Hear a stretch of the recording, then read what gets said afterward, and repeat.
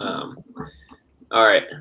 So hot diggity dang, we just got live. I just got notified that Brave Daily Christian Books is live. Woo! Look, and there's 5 people this time. Can I? Wow. I have to throw our standard background in. Apologies for not doing that in advance. Feels like home now. Now it's official. I know. Now it's official. So there's lots to cover.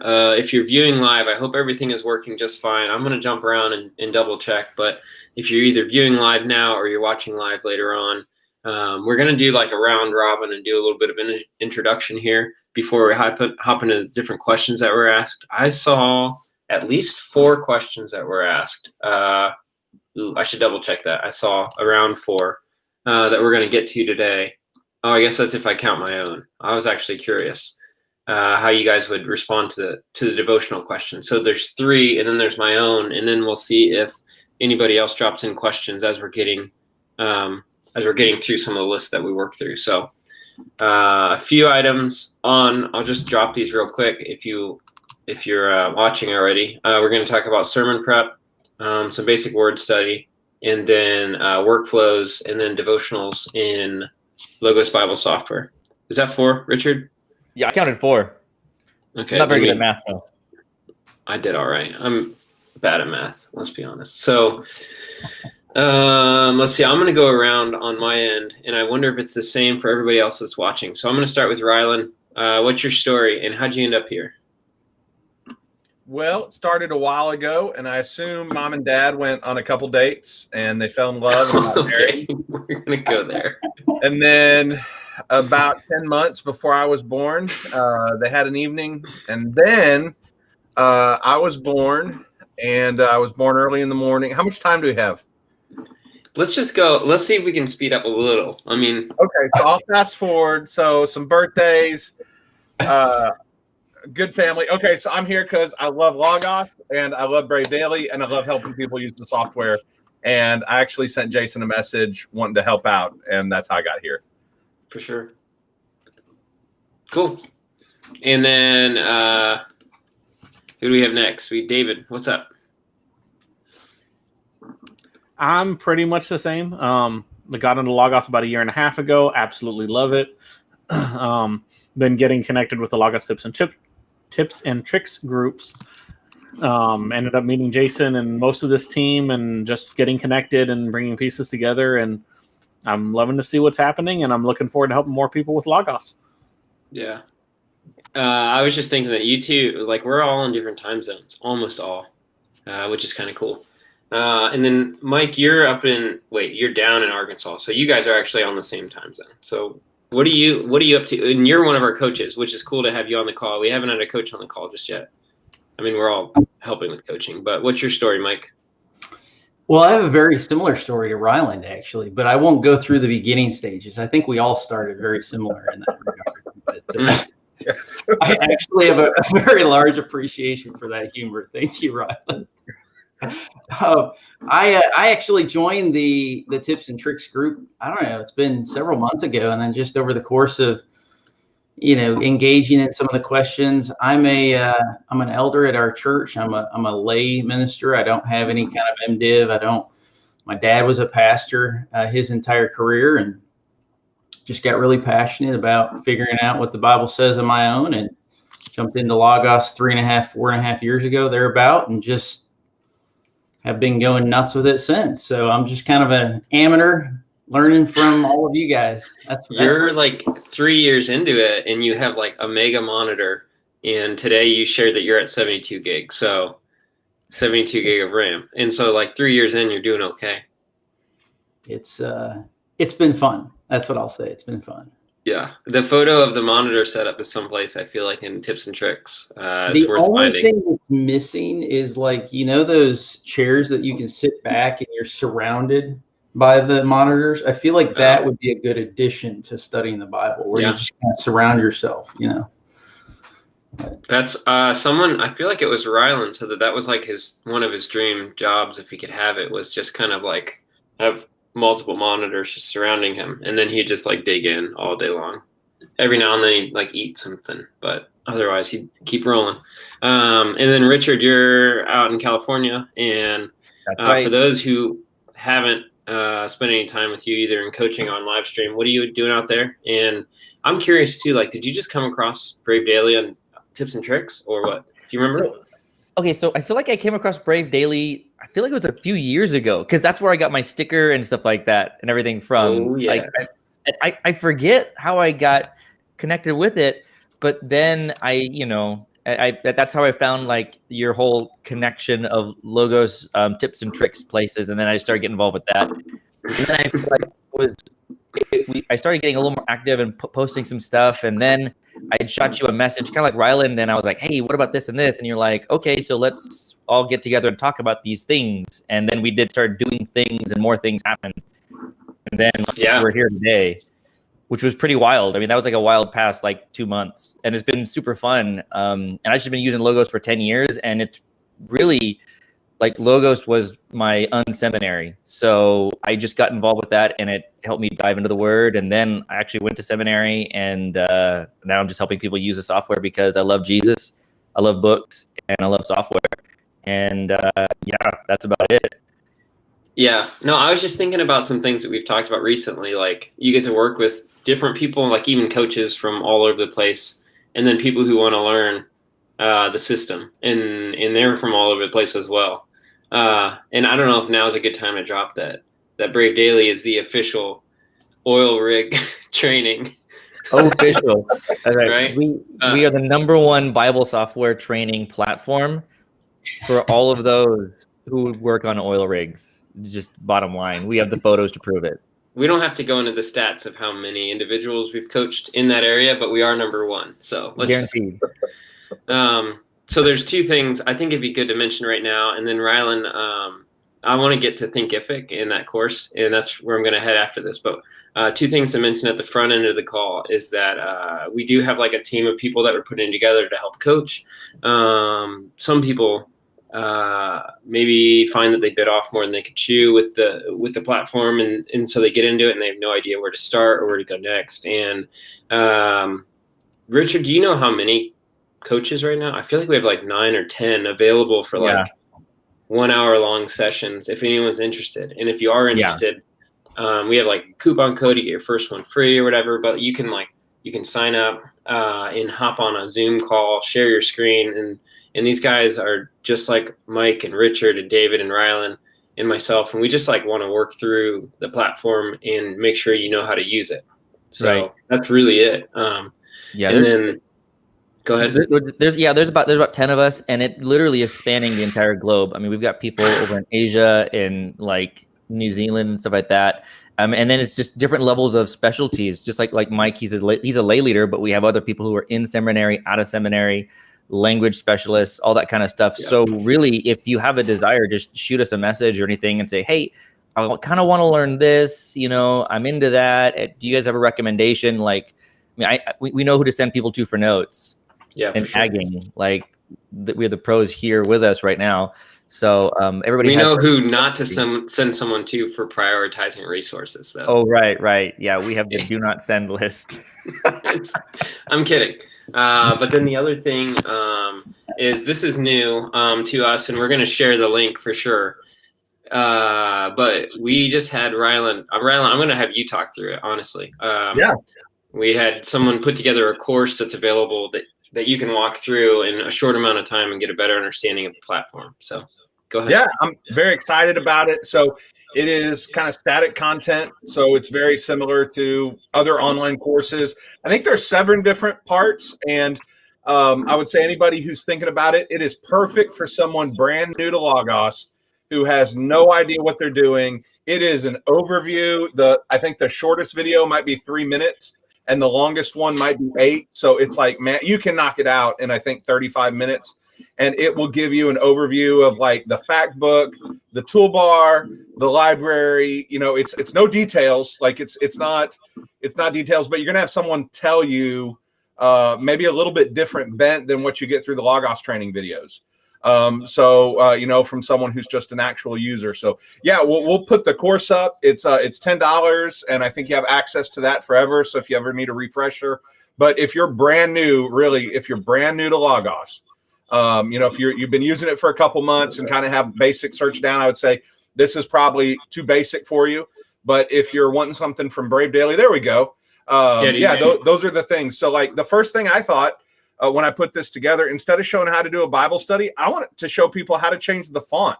So like before you even get there, you can change the font and the size of the font, dark mode, kind of the global settings for the program, and then like how to use your home screen. Or for the first like year in my use of Logos, I didn't want a home screen at all. Like I wanted all those dashboard cards and the sales stuff, the blog. I wanted that to be gone. You can do that through the home screen. We're going to talk about prioritizing resources. And so like when you start to use the different tools, which resources are going to show up to the top, like your favorite dictionaries, commentaries, Bibles, all that stuff. The toolbar, man, you've got your documents, your guides. You can customize the toolbar for what you want. Link sets, you can connect a Bible and a commentary, different resources, have them scroll together. So fantastic. You could just I just want a study Bible, maybe the Lexham study Bible, the Faith Life study Bible, and your favorite Bible. Put them together, scrolling through the text. You can have a commentary and a Bible together. How to use the new fact book. So I love the new fact book because you can search any person, place, thing, author, grammar, which I think is a world like that. To me alone is worth the cost of fact book to be able to search grammar when you come across something in a commentary you're not sure. And then how to set up layouts. So let's say you open up 4 or 5 resources, you want to save those. I used to carry around like 9-10 books back and forth between the home and the office, coffee shop. That is done away with layouts. So we'll show you that. So yeah, very big overview. We don't go into all the detail, but for someone brand new to Logos, maybe a word search person, $10, this is a perfect thing for you. Yeah, for sure. Thanks, man. I did go through, I dropped the link in a few different places throughout. So if you're watching, you're able to check below. You can click on that link and check out the course there, but message us or email us if you have any questions. You can go to the website or go to any social platform and message us for info on how to get that link and get over to that course so you can learn that for yourself. So we should dig into the AMA a little bit, unless you guys have anything else that I might have missed. I don't know why I'm doing karate chops. That was actually just checking to see if you missed anything. Is that Mike? Are you? Mike is muted. Yeah, you might be muted. Sorry, clearly I'm amateur at using technology. You're good. Go ahead. I was going to say that I can tell who the superstar is here because our viewership went up by like 6 as soon as Ryland started talking. So like clearly he's the one pulling the audience today. Absolutely. It's usually it's usually in the order that we see the people. Honestly, it's Ryland, David, Mike coming in strong, and then Richard. I mean, like Richard. No, I'm kidding. I love you. No, it's California. It's that's the California thing. People hate California, other than the avocado toast. Okay, so yeah, it's true. What else does California have? So what else does California need? Let's get into some of the questions. I'm going to see if I can throw them onto the screen as we talk through them a little bit. We talked about different point people, but it's kind of a free for all. It's Wild Wild West. If someone else has something to jump in and like contribute to the conversation, go for it. But we'll start with is it Leo?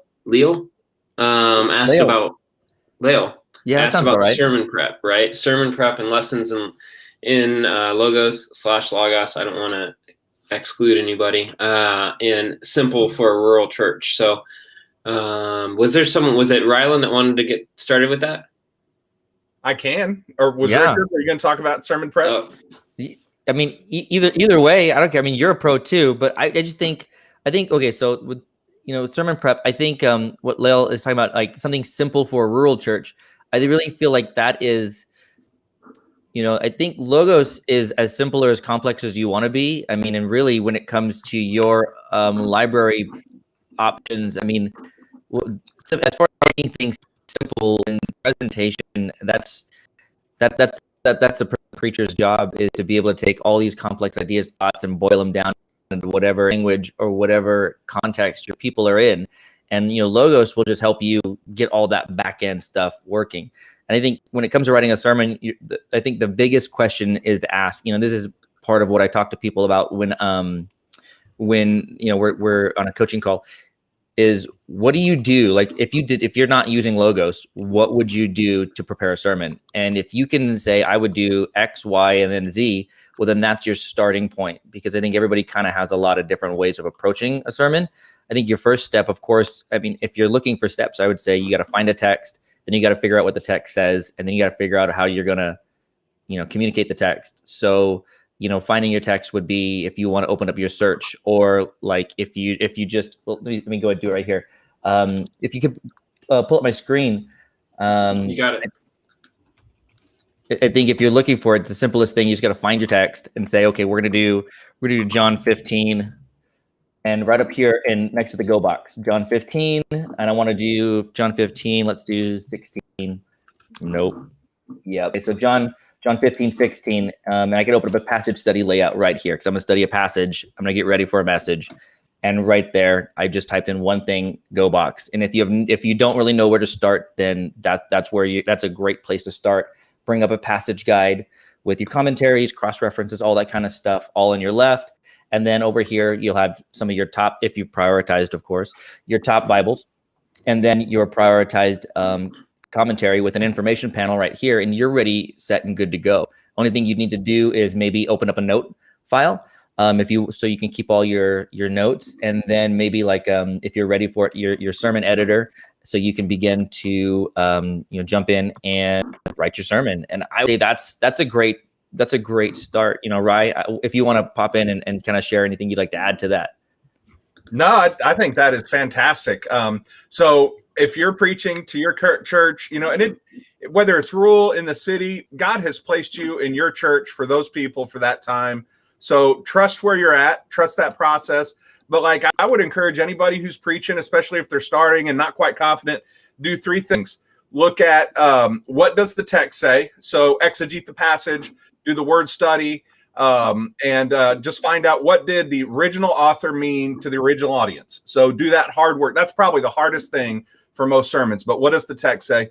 And you can use your library to figure that out. You do commentary, word search, all that stuff.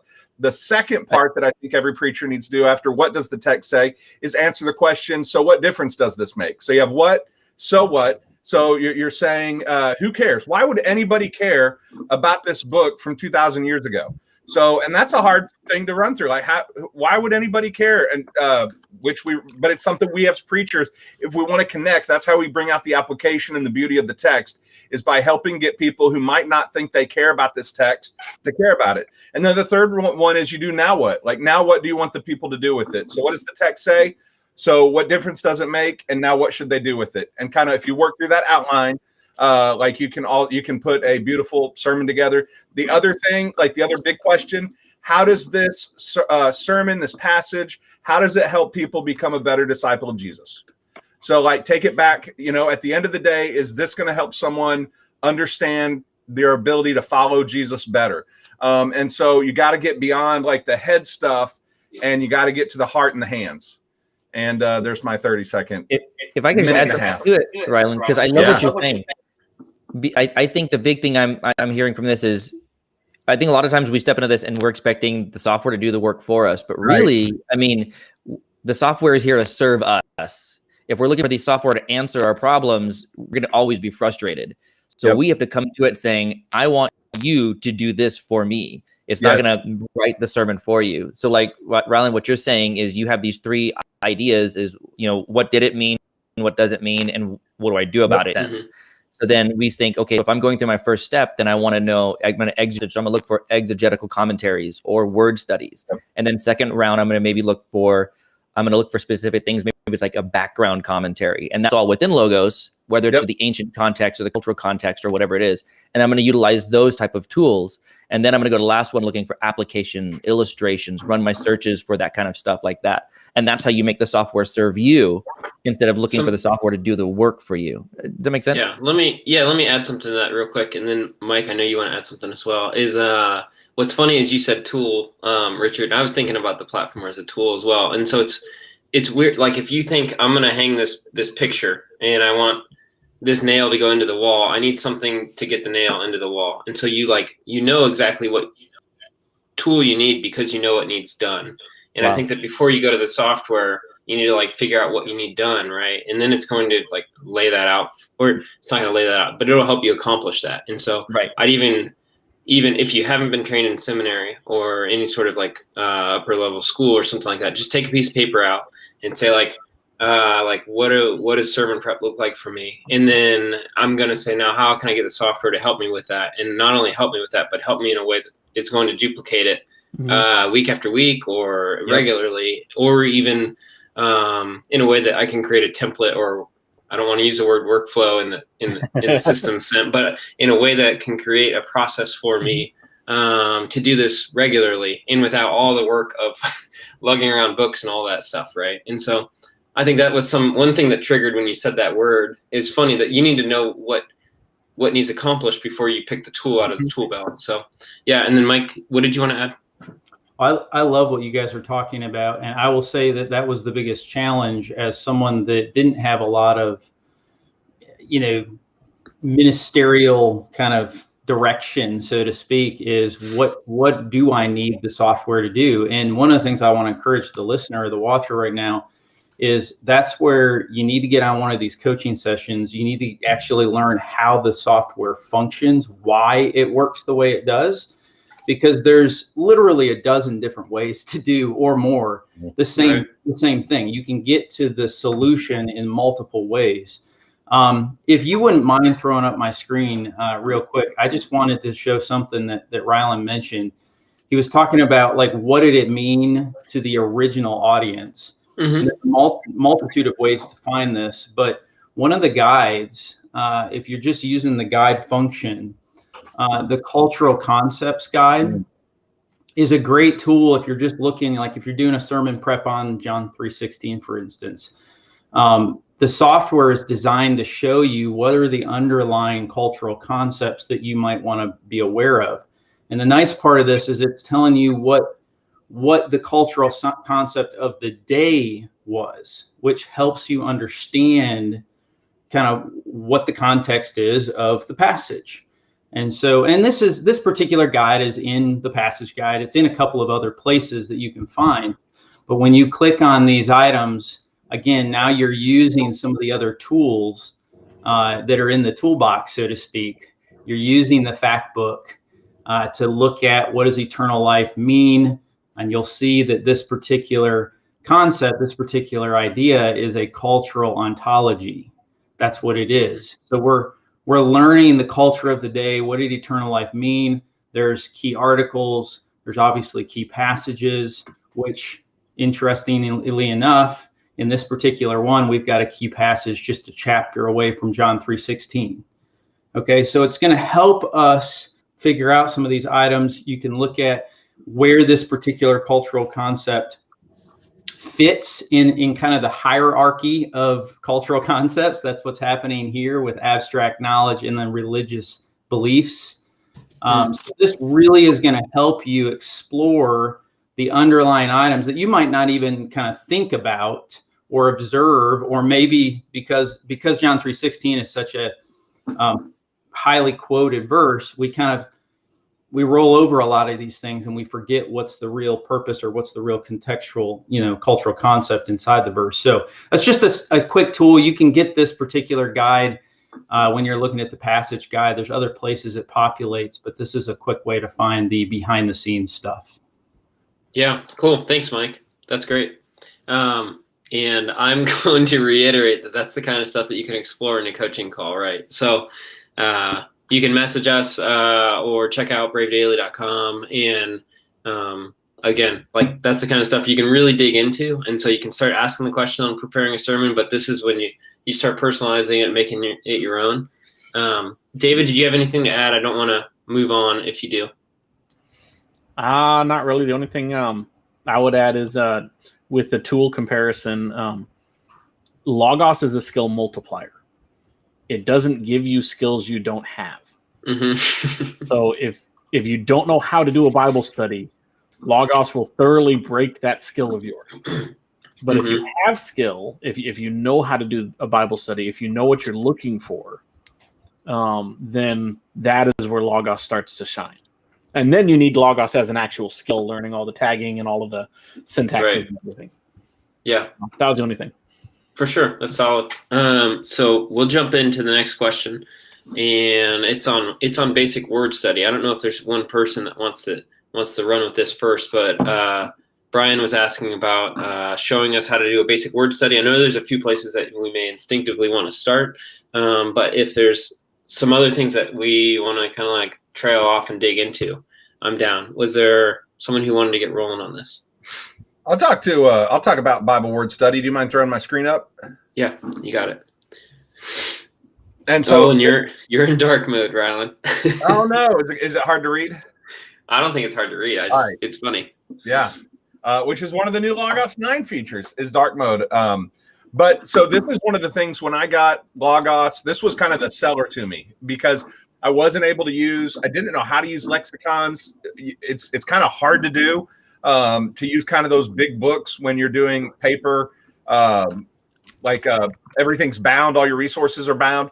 And when I was able to do this, I was able, when I found out about Bible word study and Logos, I was just sold. I use different resources than I did. So I'm just going to kind of give you a basic overview of how I do it. And anybody who else wants to jump in, there's two things I kind of do when I'm doing a words study. So let's say we're in Philippians 2:5, and I want to look up the word attitude, the third word in the book.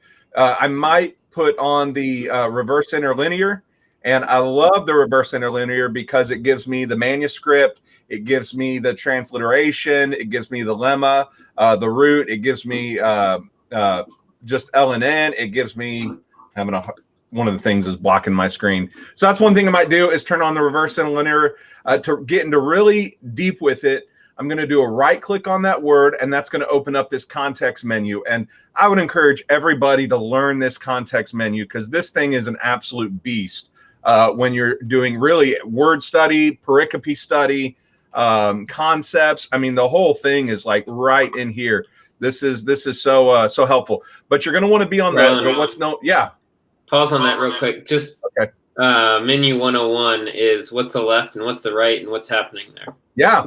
So the left side, really what you need to know, and I don't know their technical names other than up here at the top, you're going to choose either between attitude or Philippians 2:5. So like you're going to choose the word in the English, or you're going to choose the word, the actual passage. And depending on what you do here, your right-hand side, all this changes. So like if I click Philippians 2, this is a different set of options. If I click attitude, this is a different set of options. And below your two options up here on attitude or Philippian, you're going to get the option for like your word stuff. So here's the actual verb. Here's the lemma. Here's the root. Here's the grammar. Here's Strong's. Here's the L and N. Here's the sense. Here is the, is it the person, the people? Here's you get preaching themes, theological themes. You get word information, which I'm still learning as I go through Logos, as I'm still learning it. Yeah. But if I'm wanting to study a word, I'm going to want to make sure I'm on Philippians 2:5. So I've got, well, I guess it doesn't matter on this one. You're going to want to be on the lemma right here. And to me, it kind of like a steering wheel where it's got just the steering wheel. It's above the check mark. The check is the root. This one's the lemma. And then you've got a tool over here on the right that says Bible Word Study. So you're going to open up Bible Word Study. A lot of options. Yours might look a little bit different, but you can add these options or you can take away these options when you're over, let's say you want grammatical relationships. You can take it away, or I want grammatical relationships. So you can change. And then what you do, you just go through it to the lemma. This is going to open up all of your lexicons and dictionaries. And if it's prioritized, so like BDAG is for me, I get the BDAG, which is a lexicon. I can click on it. It's going to open up to the BDAG entry for Proneo, which is attitude, or to the GE Brill, the TDN. And you can just go first favorite lexicons and find out the way you do which one you want. This little tool called Morphology Charts, which is in your lemma section, it gives you the different grammar forms of that word throughout Scripture. So like if I click on this one, which is present active, when you scroll down, you're going to get those 3 times that it's used in the New Testament. Or if I click like this one, it says it's used 3 times. There at the bottom, it's going to show up. So that's very helpful. You can go through your translation. So this is fantastic. This ring here is going to show you the different ways phroneo is translated in the New Testament. And when you click on the middle one, you get all those different options. Or you can click on like observes, and just observes is going to show up. Or attitude, it's just going to show up. And you're going to get to see how different New Testament writers used that word in different places. So you can do that. The other translation, so I have the NASB translation. I also have the Lexham English Septuagint. So I use a Septuagint. So I want to see how the word is used in the Old Testament, which I think is very, very helpful to see how, because the Septuagint is a fantastic resource to understand New Testament words. So those are 2 basic things that I would encourage everybody to do is use your lemma. So go through your dictionaries and your lexicons, go through the translation ring here. And I mean, really just take time to read how is that word translated throughout the entire New Testament. The other thing that I do almost all the time when it's a word that's used like that is I want to find out how a particular author used it, especially if it's used a lot of times.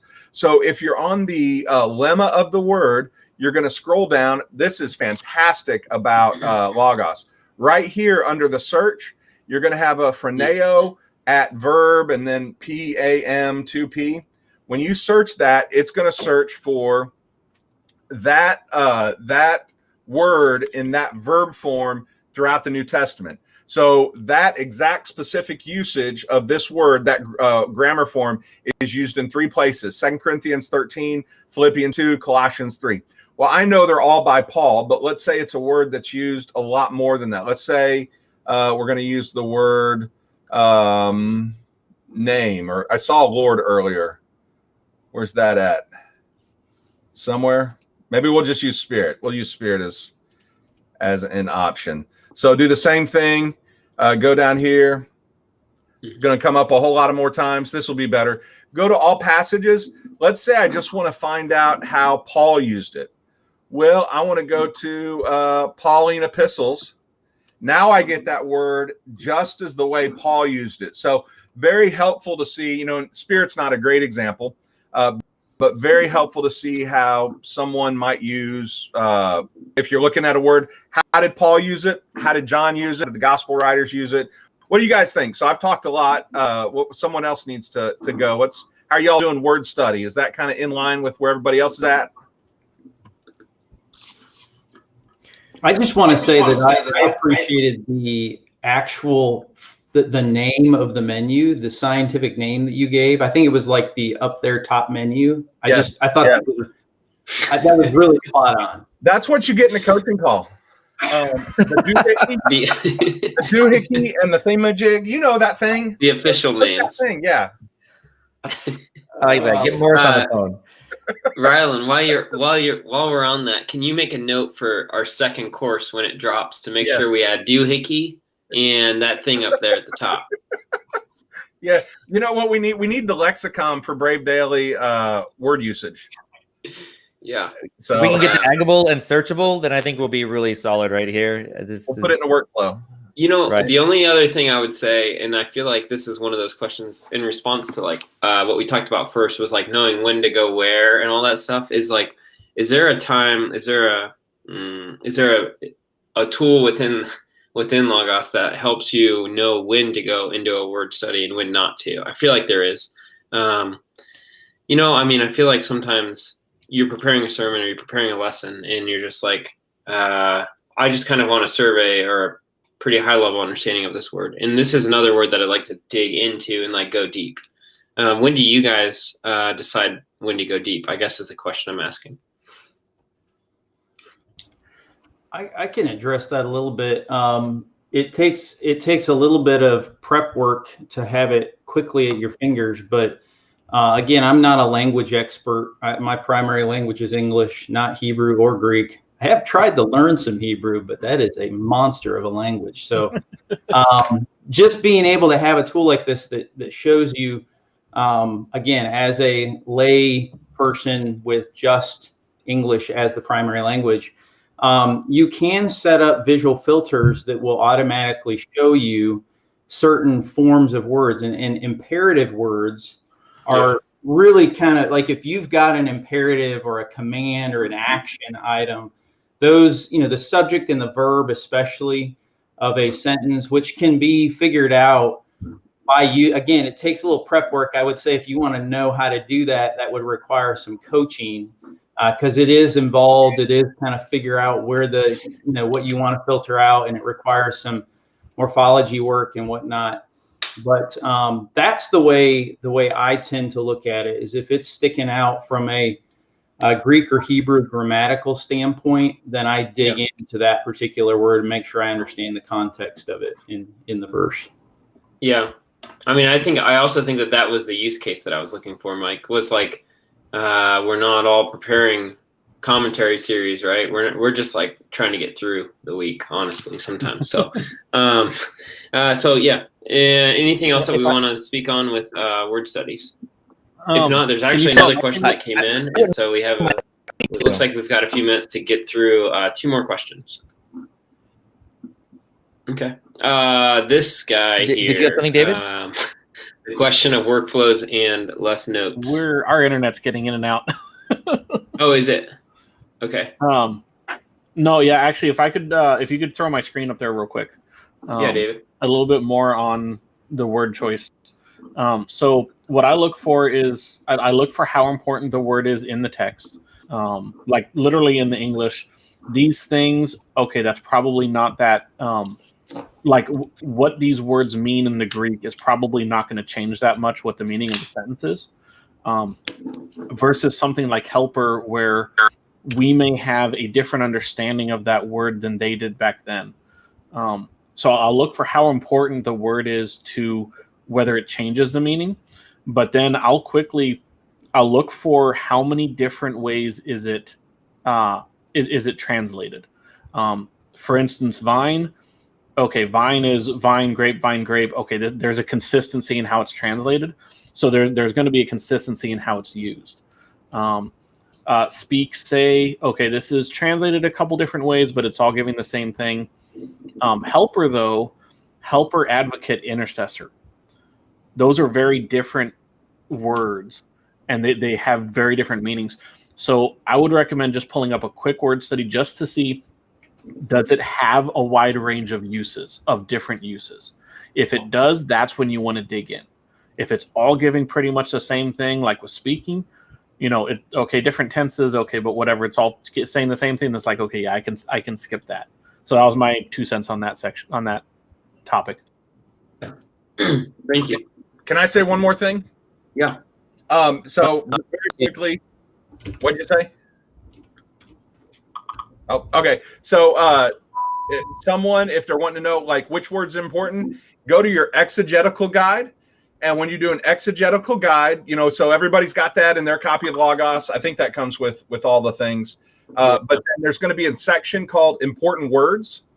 And it's by, like, if you're doing search Philippians 2:6, the important word section takes not only all of the like words in your commentaries and resources, but all of the commentaries that Logos has, and says these are the ones that are referenced the most. So you're going to get a picture real quickly from other scholars, like which words do they talk about the most. And that's a good way to figure out which words you need to be looking into. Not for you to do the work, but it's a helpful kind of nudge in the right direction. Right on. Yeah, and I thought that there was something. Important rules or important words is the tool that was probably coming to mind. Yeah. So let's jump onto the next topic. And someone had asked about workflows. I shortened the question up. Honestly, it's workflows in less notes. Richard, I feel like you had something to say before we hopped on the call about this one.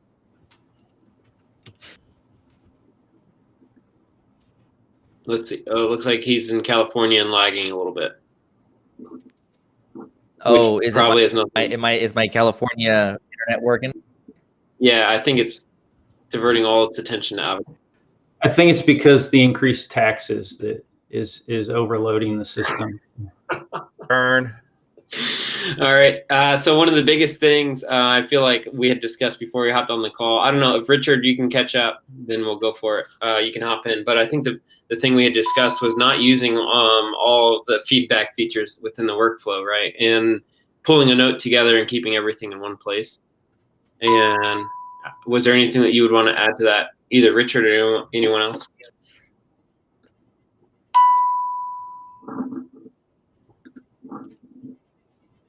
No big deal. That's cool. So then, Let me just say one thing. If you want to utilize the whole purpose of workflows, this is just my personal opinion. It's an attempt to put together a process to walk someone through how to work through a particular process inside of studying the Bible.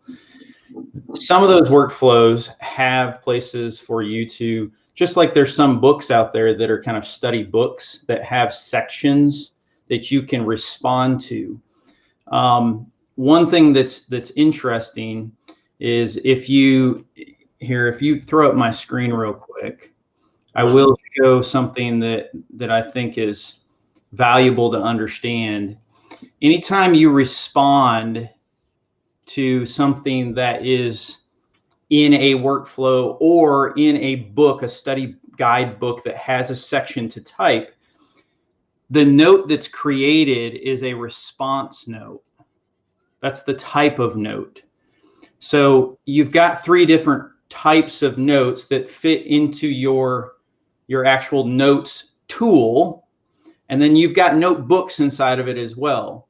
If you're just highlighting with no, written note at all, then that's going to be in the highlights section. If you've got a note specific that's got content inside of it, then it will be considered a note. But if you're taking notes that are responses inside of a workflow or responses inside of a study guide, those are going to be tagged as that type inside of Logos. So I don't use a lot of workflows personally, because the big disadvantage right now, in my opinion, is that it does create a lot of independent notes that you can't put into a notebook. It's difficult to do that. And so the only utilization that I have of it is inside of a study book of some sort that I can take some responses to the questions at hand. So there's a purpose for it, but just recognize that it does create a lot of independent notes that are considered responses inside of those workflows. you might even, and this is just a random, yep, there, Mike, but there you go.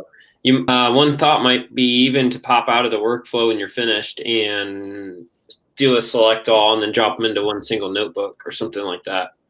That's a thought. Yeah. So then mobile and offline use. David, we saw this question pop up. And I think the question is just like how much is available, or if you wanted to take your iPad and mobile device and go offline, what limitations would you have, I think was the question. Is that correct, David? Is that what you saw too? Somewhat. So it's what he's specifically looking at is when you look up a Bible word, like the Bible word study tool that we've been looking at, you can't do that unless you're connected to the internet. And on a technical level, I get why that can't happen. I do hope they add that as a feature. If I'm not mistaken, though, you can download the lexicons individually, and it'll be a little bit more time consuming, but you can go to them one by one and actually see what the word still means. There's still some searching things you can do. But yeah, I've been adding a couple of resources in there that are available offline to be wise. Yeah. Yeah. But that is one thing that I've noticed is on the computer, Logos can do just about everything without any internet access. Mm-hmm. On mobile, there's a lot more restrictions without internet access. Mm-hmm. So hopefully they can even that out in a bit, but it's not there yet. I know. I think for the mobile, a lot of their searches and everything is mostly run through the internet. So really, you won't get a whole bunch of function unless you have internet connection.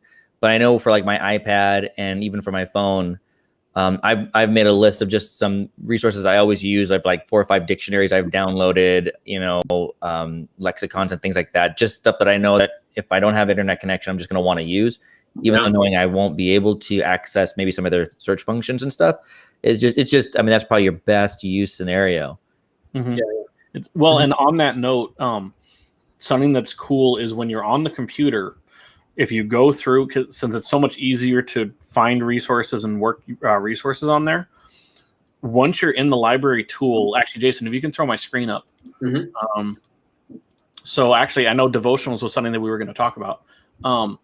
So I did type dev, which just FYI, you can use this. This is a wild card. But you can highlight multiple resources at once. You can actually send it to different devices. So you can actually control what's downloaded on your mobile from the computer. Right now, I don't have any of these on here. I don't know if I have any devotionals at all, not on any device. So I don't have any of them on there. Let me tag apologetics, because I know I have some of those on mobile. But see, that would be perfect if you had like a collection or a list or a tag that you just put up in your library, and these are all the books I want to read. I just send them right to my Kindle. Yep. Or whatever the case is, and then you can do it in. No, that's exactly what I do. Is right. I have this, so I actually have a collection, and I can show you the query on it. Where is it? Mobile ad. So these are all books that I'm marking them as reading. I have a tag called D-Mobile for books that I want to keep on mobile. And these are all books that are not on my device right now. So I can click on any of them. I can't do it on collections. I have to go to library, but these are all ones I can add. So I can just highlight them all and then just click and send them all to mobile, and that's it. Mm-hmm. So yeah, you can configure that. And by the way, we have coaching services available where we can help you set this up. Easy peasy. Seamless plug. Love it. All right. Cool. I just went through as well. Thanks, David, for sharing that. I just went through different places. I don't see any other questions. But like one more time, if you have any other questions, if there's anything that you want to dig into, you can message us. Like, we're happy to help with some Facebook messaging and stuff like that, one-on-one.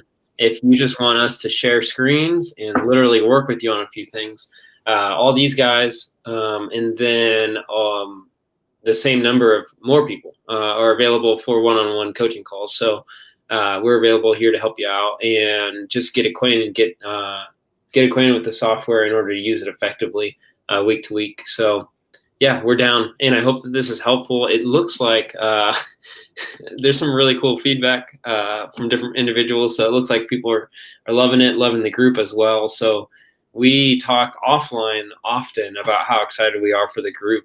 And just like how people from all over the place are working with us and working together and collaborating in this space. And so it's always encouraging to see. It's always encouraging to be a part of the community. So yeah, do you guys have anything to share before we close it up here? All right, cool. Yeah, website, messages on any social platforms, or just book a call and get on the phone with us, right? And one last thing, circle back, because it's the first time we dropped that course. The $10 course is available as well. If you need a link, or if you want to check it out, I'll add it to the website this evening so that it's available. Easy peasy. Thanks, everybody, for joining in. Take care.